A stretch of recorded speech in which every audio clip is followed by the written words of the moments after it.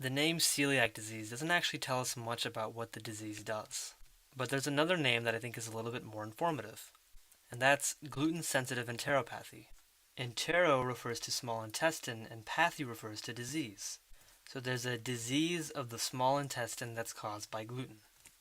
It's also important to note that celiac disease is an autoimmune disease. That is, the immune system is attacking the small intestine. We don't actually know why that's happening, but we do know that some people have a genetic predisposition towards developing the disease. We also know that people who have celiac disease are more likely to develop other autoimmune diseases as well, such as type 1 diabetes or thyroid disease. And we know that it's more common in people who have Down syndrome. Now, even though we don't exactly know why the immune system is attacking the small intestine, we can still kind of look at the pathophysiology and what's exactly going on in there. Now, remember that gluten is composed of two different proteins. There's gliadin and there's glutenin. We'll mostly focus on gliadin. Now let's say you eat something that contains gluten in it. That gluten will eventually make its way into the small intestine. And here I kind of have a diagram of the different layers of the small intestine. Once it reaches this point, for some reason your body will start to produce antibodies against the gliadin. This will then recruit all sorts of lymphocytes or white blood cells into your small intestine. Because you have a lot of lymphocytes and antibodies in your small intestine, we say that there is inflammation in there. So it's almost as if there's like a war zone going on in your small intestine. And that war zone kind of causes damage to the wall of the small intestine. Now remember that the wall is responsible for absorbing food and water. So the process of absorption will be disrupted. For example, you can't really absorb much water anymore. That water will just end up in your stools in a condition simply known as diarrhea. Similarly, you can't absorb fats very well either. And that will manifest in your stools in a condition known as steatorrhea. And finally, you may be unable to absorb iron or vitamin B12. As a result, you may start to experience anemia. So these are some of the major symptoms associated with problems in absorption. But there's actually one more symptom that's not really associated with absorption. Let's say that here we have the body of someone who has celiac disease, and they've eaten something that contains gluten in it.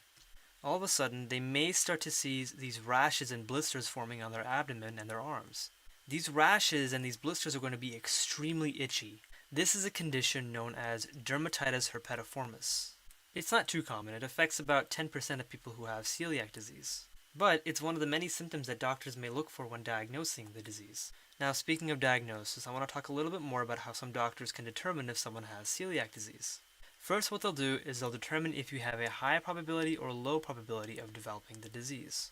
They'll determine this by looking at your family history. Because remember that people have a genetic predisposition towards developing it. If they see a lot of family members having the disease, then they may order what's called a biopsy. A biopsy is when we collect a small sample of the tissue that we're interested in. After you collect that sample, you then look at it under a microscope to see if it looks healthy or not. The way we collect this tissue is through a procedure called an upper endoscopy. They basically take this camera that looks like a tube called an endoscope, and they put it through your mouth, down your esophagus, through your stomach, and then eventually into your small intestine. Because it's a camera, the doctors can then actually see what's going on in the small intestine, and they can collect that sample. Now, let's say you may have a low probability instead. If, for example, you don't have a lot of family members who have celiac disease or even any other autoimmune disease, you may not want to subject the patient to this really invasive procedure. So first, what we'll do is a few blood tests.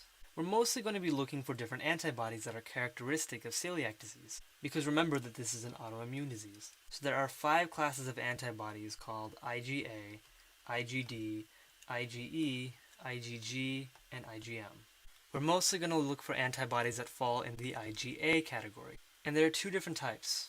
There's anti-tissue transglutaminase, and there's anti-endomysial.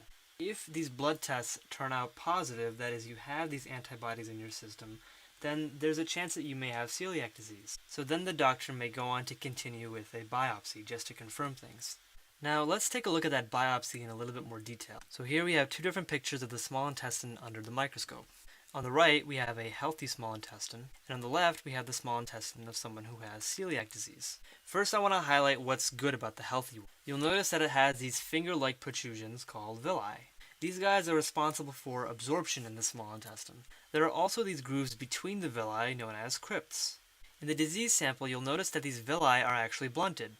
This is known as villus atrophy. In addition, those crypts are actually elongated, so they're becoming a little bit bigger. And that's because all sorts of cells are dividing there. So we call this crypt hyperplasia. So it's kind of like the mountains of the villi are getting smaller and the valleys of the crypts are getting deeper. Now there's one more comparison picture that I want to show you as well. In this case, on the left we have someone who is healthy, and on the right we have someone who has celiac disease. Now remember that in celiac disease you have a lot of inflammation in the small intestine. That means that you have a lot of lymphocytes in there. So it would be a good idea to actually look for these lymphocytes. So you'll see these kind of blobs that are in the villi of the small intestine, right? And the celiac disease tissue actually has a lot more of them. Now, these blobs are corresponding to the lymphocytes, and it's pretty clear in this picture that there are way more lymphocytes in the diseased tissue than in the healthy. Now, these are really the main signs that we look for with regards to celiac disease. And if the tissue sample shows this, then that's how we can diagnose it. But diagnosing it is one thing. I mean, how can we really treat it? Well, unfortunately, there aren't really many medicines or procedures available to treat celiac disease. Once the gliadin from the gluten makes its way into the body, it's pretty difficult to stop the antibodies from marking them. So ultimately, the best thing that anyone can do is to simply go on a gluten-free diet. Now, usually these gluten-free diets are pretty strict. But I think that now, given that there is this rise of gluten-free diets, it's becoming a little bit more easy for people to maintain these diets. As long as you don't consume gluten, then you should be okay, even if you have celiac disease.